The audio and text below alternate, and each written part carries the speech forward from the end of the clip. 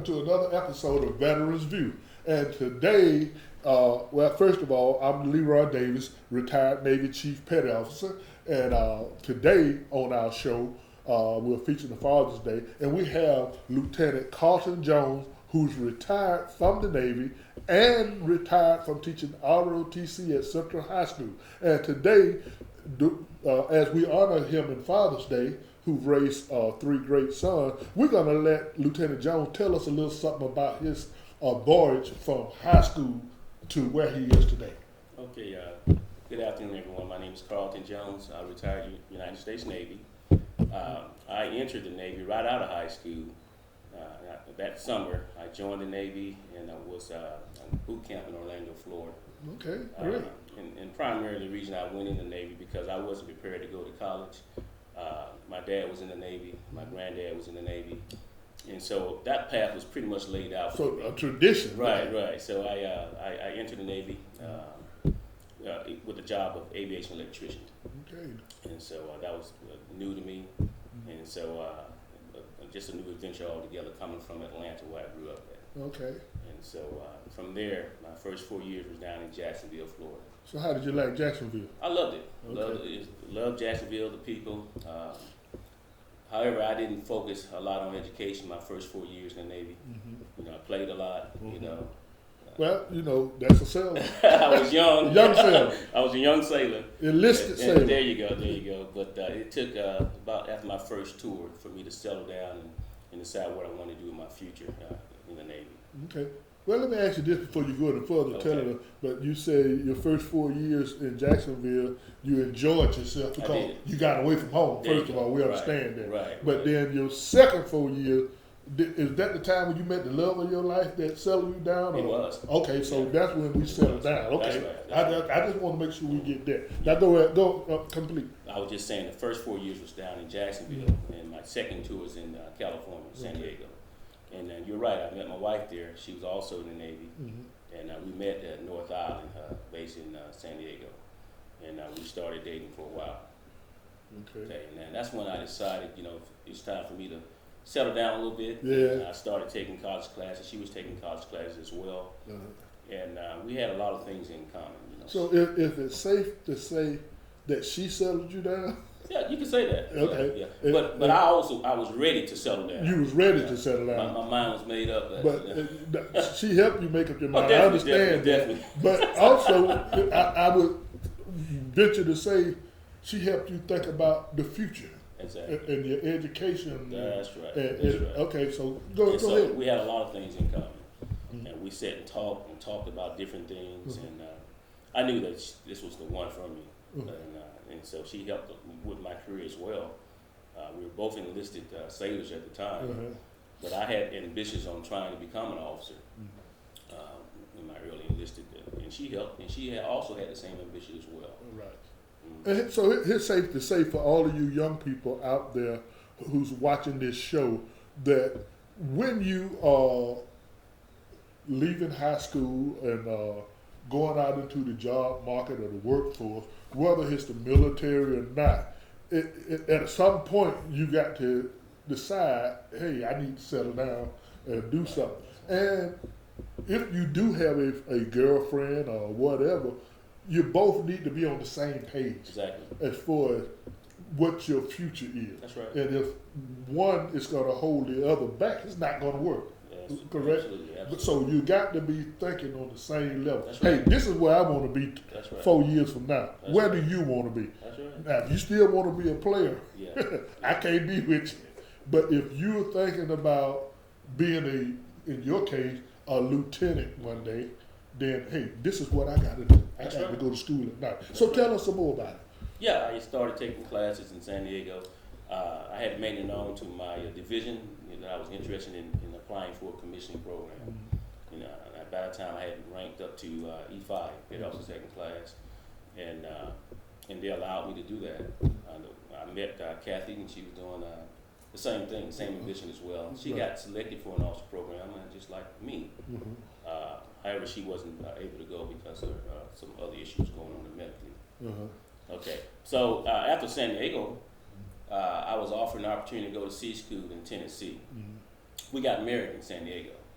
And so our first challenge was being separated. Right after we got married, I was not sent off, I went to Tennessee for C school for a year. Okay.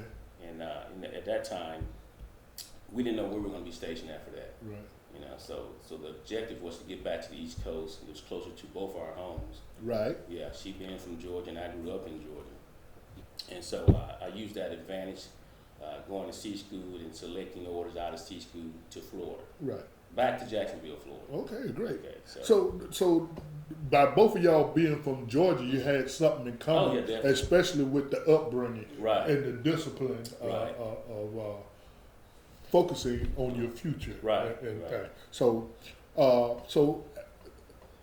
once you went to Tennessee and you went to C school, I want you to just tell the people a little bit about your studies while leaving San Diego and going to C school and still going to college courses at the same time, preparing yourself for the enlisted commissioning program. Right. So tell us something about that. I tell you, the school that I went to, C school, was electronics, and that was a challenge for me. The advanced electronics course for 1 year, and still, like, I was a newly married man. But all my time was consumed out of C school at home studying. Right. And that was a challenge, I tell you. But I got through it.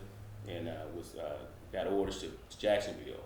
I made it known to my command that I was interested in a commissioning program. And at that time, they had what they called the ECP program, English Commissioning Program.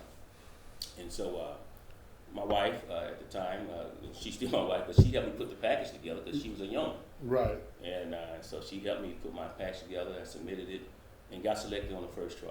Very great. And from there, I had made first class coming out of C school, and so I, they sent me to college of my choosing. Which was? Savannah State. Savannah State. Savannah State. So again, we were separated because she was in Jacksonville. I think it was a 2-hour drive. So that was a bit of a challenge, going to school every day at Savannah State as a full-time college student, and enrolled in the ROTC program at Savannah State. But you were still getting paid active duty pay. Getting my active duty pay. So yeah, that was good. Yeah. But getting through the college was another challenge as well. But by that time, my mind was made up that this is what I wanted to do, and so really I thought college was a breeze. And I think that people need to understand that when you are going through college as an officer through the ROTC program, you are trained in so many different facets. Not only do you have to do your college courses, but you have to learn the Navy, what your job is, the different jobs you're going to have in the Navy. Because today you can be the finance officer. Yeah. Tomorrow you can be the legal officer. You get all that training. And so you get all of that training so that you are versatile. That's right. And I tell people, when people such as yourself retire, you can take any job in the city government and run it. That's right. Or county government, state, or whatever. Because the Navy has trained you, or the Army has trained you, or the Marine Corps has trained you to do that job. They prepare you. They prepare you. They prepare you for all types of scenarios and jobs. So it doesn't matter what you're specifically going in as. You're going to be trained or prepared to do many types of jobs. And prime example was when I got commissioned out of Savannah State. My love was aviation because that's what I did. My enlisted was aviation, but I was commissioned as a supply officer. Right. So there again, I had to get into a field that I wasn't comfortable with, but I was prepared. I was prepared to be a dispersing officer on an aircraft carrier or a sales officer. So what kind of aircraft did you work on as an enlisted man? Yeah, I started off with A7 aircraft. Those were jets. Right. Started off with A7s. Then I went to S3s. Okay. Okay. Then helicopters, H-46 helicopters as well, and then F-18s. F-18. I still remember the A7 Cosi. That's right. Yeah, that's right. That was the my first aircraft that I actually, my first 4 years, I was working on that A7. Very dangerous aircraft. Very dangerous. Yeah. I served aboard 3 aircraft carriers. The Lexington, and then I commissioned the Theodore Roosevelt and the Carl Vinson. Right. I commissioned both of those carriers. I enjoyed it. But my last ship I served on was a guided missile frigate. And I said I made a mistake all my career. Yeah, I should have been on the flat small top boy. your whole career, then you switched, huh? Yeah, I should have been on the small boy. Well, what happened was my father passed away, and I wanted to be closer to my mother. So Charleston, South Carolina was the closest I could get. Right. So I asked for a ship out of Charleston, South Carolina, and the detailer gave me the Moose Burger. I said, okay, I'll take the Moose Burger, got a missile destroyer. Yeah. And then somebody came to me and said, you don't want to take the Moose Burger? I said, why? They said, you know what the Moose Burger nickname is? I said, no. They said, the moose is loose. Said she don't know where home port is. Yeah. She always out there, Always gone. out to sea. Yeah. And don't let nothing break down. The skipper going to volunteer to take it. We ready to fight. So I called the detailer back and I said, hey, look, I can't go to the Moose Burger. What else you got in charge? He said, well, I got the guy in the missile frigate, the USS Hawes. I said, okay, I'll take that. Yeah. So, but they didn't tell me that the Hawes nickname was Loose too. Loose as a goose. So we were gone too. Yeah. And when we was in the Gulf War, other frigates, because we traveled in groups of 3, we call ourselves the Wolf Pack. Right. And when we supposed to go in for like 2 days of R&R, other ships would break down just to stay in. Yeah. And so we end up having to stay out. So, but I say that because it's funny. I just wish I had been on small boy for 3 ships instead of 3 carriers. Right. Because carrier can't pull in anywhere. They have to anchor out. We're limited. But a small boy pull right up to the pier. That's right. And you get a chance to enjoy the different cultures and everything. But so now, we talked last month about Mother's Day with your wife. Right. And now I want you to tell us about your sons, because I'm sure that you played a big role in the names that each one of those boys have.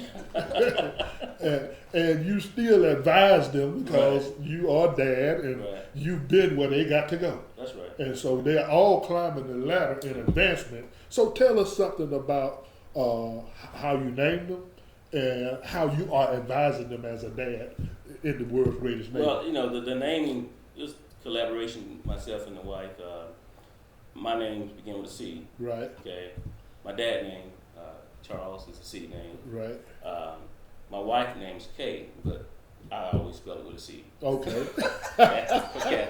And so, I knew that these young men's names were going to be beginning with the C word, so we came together on those names. Okay. Corey being our oldest, Clayton, our middle son, and Clark, our youngest son. Clayton was named after my dad. His middle name is Charles, Clayton Charles. Mm-hmm. And then our youngest son is made after my stepfather, named after our stepfather, Clark. Okay. And then we chose Corey Nathaniel as a biblical name from the Bible. So that's how the names originated. So you didn't name one of them after you? No. So the next one is going to be named after you? No, I wanted the young men to have their own identity. Okay. There's only one me. Okay. But I wanted them to have their own identity and chart their own path. But you didn't catch what I just said. I did.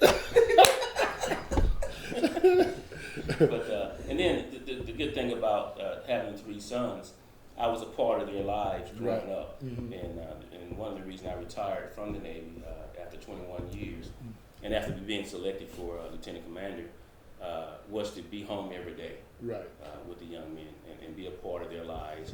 And I have been coaching them in every sport, teaching them in school as well. So that's a big advantage. And I don't think people understand that enough. I did the same thing. I retired at 21 years. Mm-hmm. I turned down a promotion to senior chief. Right. And because I felt that it was important for me to be home. That's right. Because by being in the Navy, we deploy so much, and we're leaving the wives behind do the father and the mother. That's right. So I felt that my kids was entering high school, and I need to be there with them for that transition, because that's where you lose them if you ain't with them. You're right. And so I made that decision that I would retire at the age of 38 and not worry about furthering my career in the Navy. I could have, but they was more important. And besides that, they asked me, said, Daddy, can we stay in one place and graduate? That's right. And I couldn't. And when it hit me hard when they said that. That's right. We want to stay in one place and graduate, because everywhere we go, we got to make new friends. There you go. Yeah. And so by staying in that one place, which was Tuscaloosa, because I ended up there because of recruiting. Right. Being in charge of all recruiting for West Alabama for the Navy. And they loved it up there. They loved the school, the friends they made. Everybody in the town knew them because they was all athletes. They played basketball. So what better place to stay? And then I had all kind of job offers. You retired, we got you here. That's right. So I said, hey, this is a good place to stay. That's right. And that was my decision as well. And we were in Atlanta when I retired. Right. And then I had a job offer here in Phoenix City to be a senior naval science instructor. Right. And how was that transition to instructor naval science? Because I was a naval science enlisted instructor under a commander in Atlanta at Frederick Douglass High School, and you took the job here. Which, by the way, I should have been working for you. That's right. Because the guy was instructed to call me to give me the job at Central, and he didn't, so I accepted the job in Atlanta. But just give them some idea about high school JROTC. You know, that was it was a challenge. You know, working with high school students. Right. You know, I didn't grow up as an educator. You know, I grew up as a sailor. Right. And so going into the classroom to teach, that was a bit of a challenge for me because I'm all about structure and discipline. So ideally, ROTC, the JROTC program was a good fit for me. First couple of years was kind of challenging, but after that, I kind of established myself. Right. And I had some great kids come through the program, able to teach them about other things outside of their city and their surroundings, taking them on trips and to different colleges and offering different opportunities for scholarships. You know, I think that was very rewarding for me. And then having the opportunity to have all three of my sons come through the ROTC program while I was the instructor, so that was great as well. All right, great. And one thing that I think some parents rather, fail to see is that a lot of students join ROTC to get the discipline that the parents are not giving them. Well, and I shouldn't say discipline, but I should say the attention. Right. You get somebody that's giving them attention, telling them how to wear that uniform, how to keep the haircut, and different things like that. Did you experience that the kids wanted that? Yeah, they sought that attention. Also structure. Right. You know, they wanted structure in their lives, and the parents wanted that for the children as well. And a lot of the kids are single parent homes in the program. Right. And so they actually, and there's not a lot of male, African American male teachers in the school system. Right. You know, so they gravitate to that strength of a lot of students did. Right. And I have to agree with you because when I taught in Atlanta at Frederick Douglass High School, I had a lot of parents and a lot of grandparents come to me and ask me, could their child come in my class, come to Naval Science, or JROTC. Right. And, the book says you got to have a C average or better to be in there. Right. And sometimes we had to make some adjustments just to help those parents because they didn't have a male in their son's life. Right. And so we made those adjustments to get them in. So is there anything else you want to tell us? We know about the names, how you name the boys and everything, and how do you communicate with them now? Do they call you when they have some issues or say, how do I handle this situation, Dad? They do, yeah, and that's a good thing about being a dad. My sons, they call me all the time, 2 or 3 times a week. Sometimes just to talk, but they do, for advice, things like that, and I'm glad to give it to them. But we have humor among ourselves. We just like 2 peas in a pot, all 3 of our sons. Right. And my relationship with them. That's so great to see children, especially boys, have that relationship with their father. Right. They're gonna always have that relationship with their mother because mom carried them 9 months. That's right. So that's one relationship they're gonna have. Right. But the relationship with dad, to see boys have that kind of loving relationship, because I know you boys, I seen them, and I know what kind of relationship you all have. And it's at the point now, you dad, but you're also big brother. Right. So I can look to you for advice. Oh yeah. And they're not afraid to ask for it. Oh no. So that's the other side of it. So is there anything, what you're doing now since you have retired twice, Retired twice, yeah. you also are a Mason, Yes. and you're doing a lot of things in the community. Mm-hmm. So I know you got something coming up for Memorial Day, but tell us something else that you guys are doing, because you moved up pretty high in the state as far as the Mason goes. So give us a little bit of that. Prince Hall Masons organization that I'm affiliated with. And I am with the state Mason officer, I guess you can say. Right. And so I work a lot with the various lodges throughout our area and districts, but mostly I primarily chair different scholarships committees with the Masons, also with my fraternity. Okay. I'm also a Kappa Alpha Psi fraternity member, and scholarships committees, Right. as well as church. A deacon in the church. Right. Right. So I'm very involved with the community. Like I said, I never stopped working in the community. When I stopped working in JRTC or in the Navy, I've always been working, and then sometimes I work too much. Exactly. Well, I feel you. Yeah. I feel you. I'm the same way. Yeah. But we know you're going to be putting out flags in the National Cemetery for Memorial Day. Mm-hmm. So tell the people, and if anybody want to volunteer, come out with you. Tell them where they need to be and what time they need to be there. Well, this is for Father's Day program we're doing, right? Yeah, we chop that out. Don't Chop worry it about out. it. But what I do want you to tell us about is your scholarship. You're talking about these different scholarship committees and what they need to do if they want to be on. Yeah, for Masons, for our lodge in particular, we award several scholarships every year to deserving high school students, and all they need to do is contact a Mason and for that information for the application. Okay, as well as for the fraternity as well. If you know a Kappa, you can contact them or him, and they can put you in the contact person to get a scholarship application. Would it be safe if you gave out your number, they can contact you, and you can connect them? Well, you're on the scholarship committee. Yeah. I think it's best. Okay. If they knew. You got an email address then? Yeah, you can give them an email address. So the email address is cjones36869@gmail.com. cjones36869@gmail.com. Okay, that's great. So now you know there's other scholarships that you can apply for from the Masons and also from his fraternity. So we just want to thank you, LT, for coming to this show today for Father's Day. And we wish you the best. We wish the best for your boys. And all I can say is fair winds and following season. Keep up the good work. Thank you, Chief. Pleasure being here.